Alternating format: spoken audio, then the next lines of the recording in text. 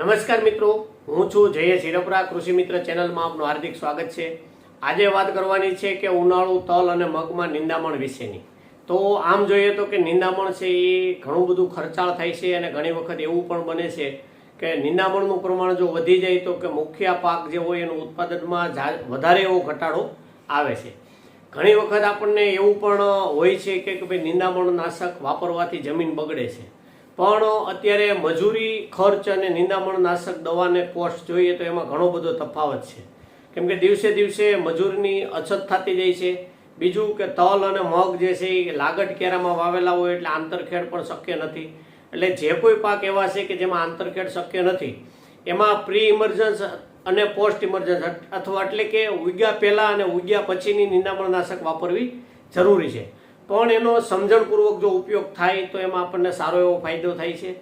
થોડી ઘણી ભૂલ થઈ જાય તો એમાં આપણને ઘણી બધી નુકસાની થાય છે અને દર વખતે એવા ઘણા બધા દાખલા આવે છે કે મજૂરે ભૂલથી આની જગ્યાએ આ મોલિક્યુલ છાંટી દીધું તો કે આનું શું કરવું, અને છાંટી દીધા પછી 2-4 કલાક ગયા પછી અથવા 1-2 દિવસ ગયા પછી એમાં કાંઈ આપણે કરી શકતા નથી અને એમાં પણ વળતર પણ કાંઈ મળતું નથી.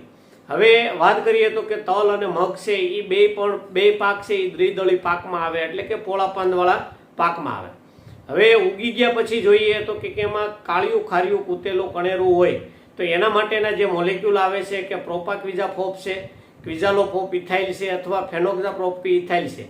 આ મોલેક્યુલ છે આનો આપણે છંટકાવ કરીએ તો એમાંથી ધીમી ગતિએ 8-10 દિવસે એમાં જે લાંબા પાંદવાળું છે એ બળે છે. કન્ડિશન એ છે કે ત્યારે ભેજ પણ હોવો જરૂરી છે અને પાણી પણ ચોખ્ખું હોવું જરૂરી છે. બીજું કે તલની અંદર પોળા પાંદવાળું નિંદામણ છે એ નિયંત્રણ નથી થતું. જ્યારે મગ અને અડદ છે કે એમાં આપણે ઇમેજાથા પાયર છે એનો ઉપયોગ કરીએ એટલે એમાં જે ચીલ તાંજળીઓ લુણી કણેજરો સાટોડો બળેલો પોળા પાંદવાળા જે નિંદામણ છે એનું પણ આપણે નિયંત્રણ કરી શકીએ. એટલે માર્કેટમાં એવા પણ મોલિક્યુલો ઉપલબ્ધ છે કે જેમાં પ્રોપાક્વિઝાફોપ અને ઇમેજા બે મિક્સ આવતું હોય કે સકેજ છે એનો પણ આપણે ઉગી ગયા પછી ઉપયોગ કરી શકીએ છીએ. ત્યાર પછી ક્વિઝાલોફોપ અને ઇમેજા છે હેચીમેન જે આવે છે એનો પણ આપણે ઉપયોગ કરી અને પોળા પાંદવાળા અને સાંકડા પાંદવાળા બે નિંદામણ મગની અંદર આપણે નિયંત્રણ કરી શકીએ છીએ.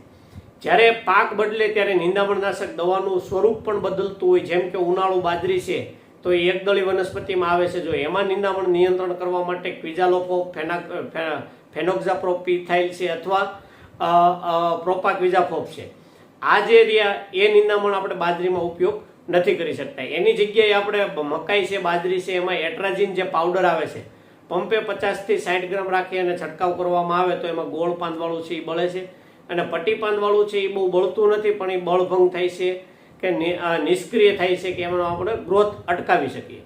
એટલે નિંદામણ નાશક દવાઓ આ બધી જે આપણે વાપરવાની વાત કરીએ છીએ તો આ બધાનો એકરે 400-500 થી લઈને 700-800 રૂપિયા સુધીનો ખર્ચો આવતો હોય છે.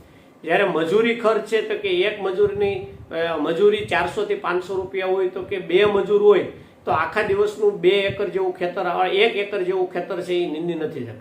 એટલે મજૂરી ખર્ચ જ્યારે 1000 રૂપિયાની સામે જોઈએ ત્યારે અડધો એકર કે 1 વીઘા જેવું નિંદામણ થતું હોય. જ્યારે નિંદામણ નાશક દવા છે એ આપણે 400-500 રૂપિયાથી લઈને 700-800 રૂપિયામાં 1 એકર સુધીનું આપણે એમાં નિયંત્રણ મેળવી શકીએ. એટલે નિંદામણ નાશક જે દવા છે ન સમજાય તો ડિસ્પ્લે ઉપર જે નંબર બતાવવામાં આવે છે એની ઉપર માહિતી મેળવી અને ફોટા મોકલી અને માહિતી પણ તમે ફોન કરી અને મેળવી શકો છો. જો આ વિડીયો સારો લાગ્યો હોય તો અન્ય ગ્રુપમાં શેર કરો અને અમારી ચેનલ સાથે જોડાયેલા રહો. નમસ્કાર.